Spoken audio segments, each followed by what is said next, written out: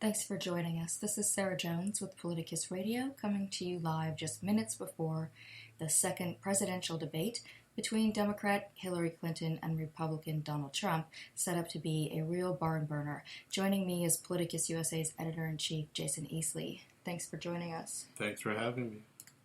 This one is bound to be a scorcher, coming just days after the tape was released of Donald Trump admitting to sexually assaulting women. Just give me 1 second here. I know I'm interrupting our podcast, but I've got to share this. Yeah, I can only do one thing at one time. Okay, so this is just the debate tonight is coming just days after the tape was released of Donald Trump, where he was heard. It was a hot mic situation. He was heard on a bus, admitting to sexually assaulting women. And CNN's Brian Stelter shared a scoop that the tape would be the first question tonight at the debate. And meanwhile, Donald Trump has responded in typical Trump style and is threatening to try to blame Hillary Clinton for her husband's infidelity in the 90s, because we want to stay really current here, and claim she's an, quote, enabler of rape, quote unquote. Those charges come from old right-wing conspiracies that Trump has sort of dredged up as his Hail Mary. Not that he was ever closely tied to reality, but he is becoming unmoored after this tape was released. Hillary Clinton was already leading in the polls before the tape release, so her challenge is to remain presidential and further motivate the Democratic base, as she did in the first debate, while she's going to be debating with what seems to be a sort of angry child persona of Donald Trump. How do you see Clinton responding to Trump's conspiracies while remaining presidential?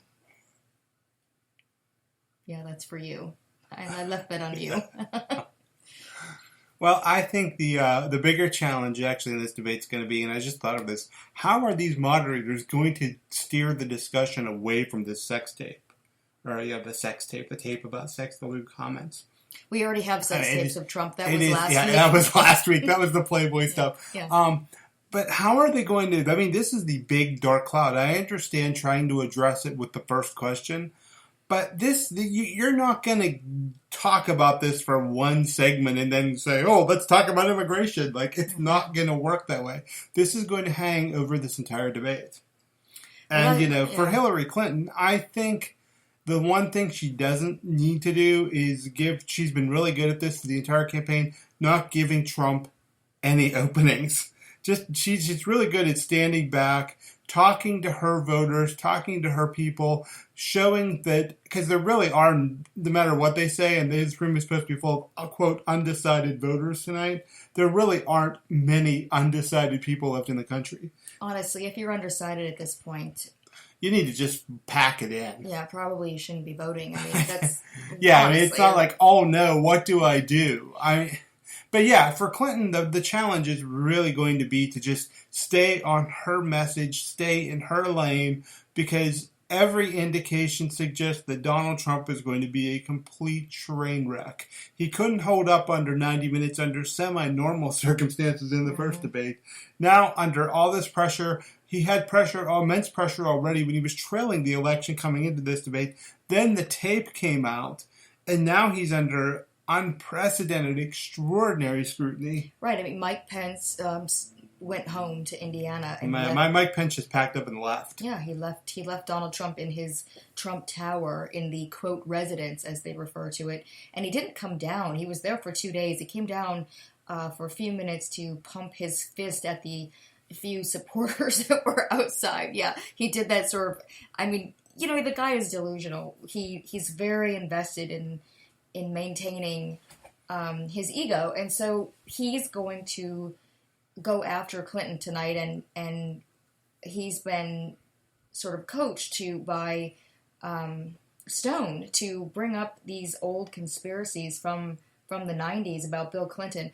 So, but my question to you, and I think you made really good points earlier, but as a woman, I'm just wondering, because a lot of women in the country, when they're watching this tonight, when Donald Trump, if he does actually do what they've told him to do, and he seems like he's going to do it, because he's been retweeting the Juanita Broderick. Yes, and also things from Breitbart about this. He's just, he's really going down into the gutter. So it looks like this is what he's going to bring up, and he already patted himself on the back for not bringing it up in the first debate. He seemed to think that made him quite the gentleman, even though he's a man who's had affairs, and it's very strange. He has no standards for himself. But he wants to hold Hillary Clinton accountable for her husband's affairs. How is she going to respond to that? In a way that doesn't lessen her standing with people, but also shows that, this is personal, it's inappropriate, she's not bringing up his personal life. I think that she is being set up to, actually literally this is being set up for her to respond in a way that's going to remind almost everyone who was around at that time of how she became a very sympathetic figure during the Clinton-Lewinsky scandal. And I think that there's a very human response that I don't know can actually be coached in a human being. But I think that if he goes down this path that obviously caused her so much pain, I think you're going to see something in her.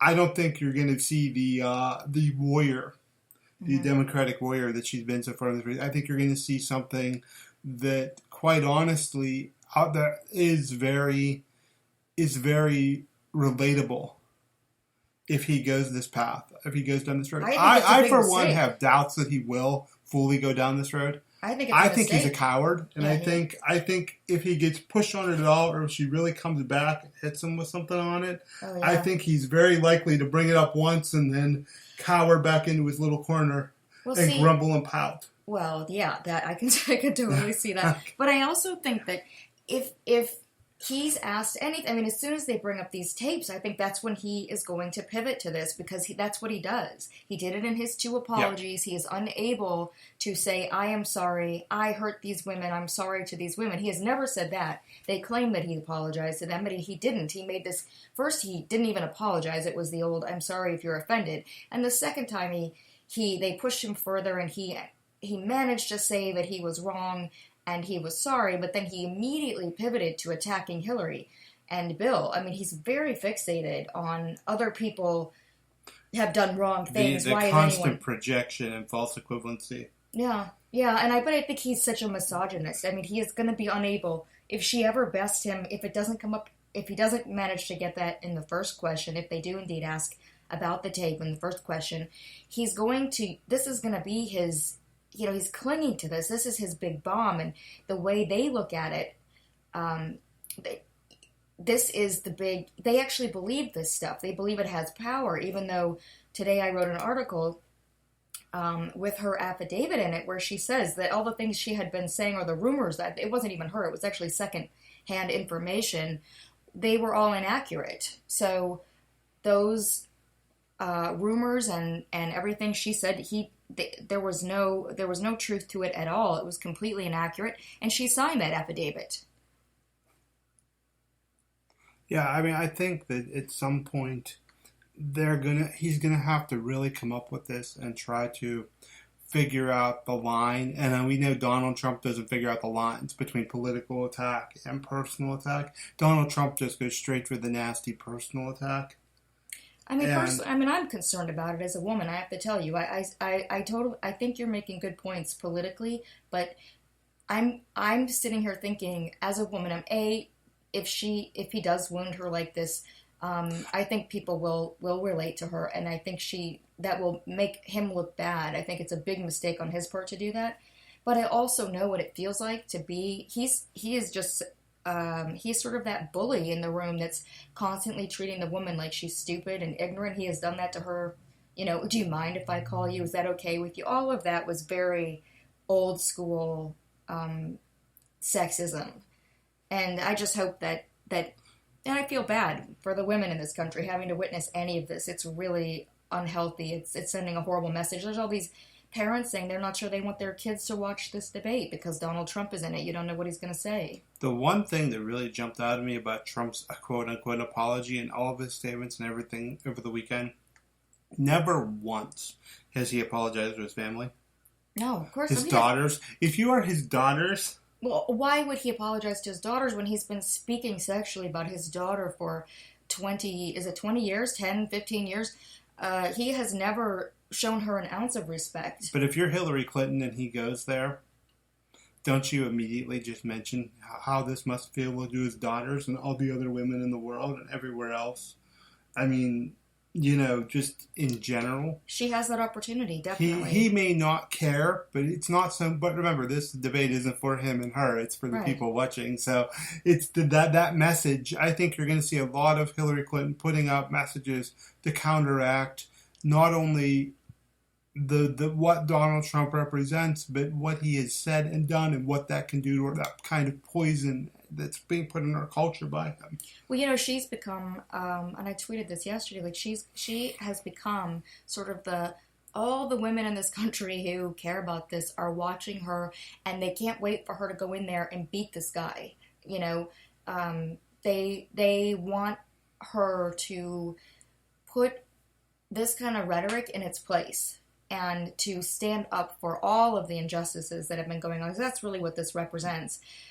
He's a bully, and he's been doing this to women for so long, and women around the country relate to it so much. I can't even tell you how many messages I'm getting from women about how this is triggering them. It's just horrible. But there isn't anyone better than Hillary Clinton. I have complete faith in her that she can take him on. She certainly did in the first debate.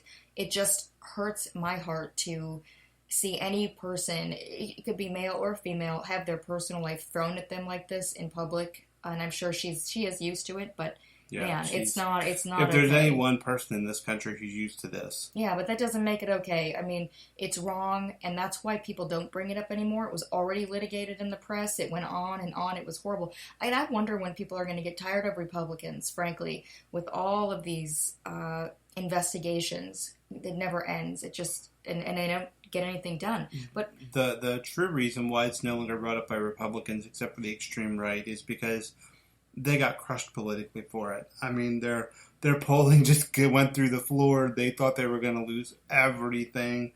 The impeachment was a complete political disaster. Clinton left office with approval ratings in the upper 60s. I mean, it's something they learned a lesson from, and that was don't go there until Donald Trump came along. Do you know who came back to help Donald? Wait for it. Newt Gingrich.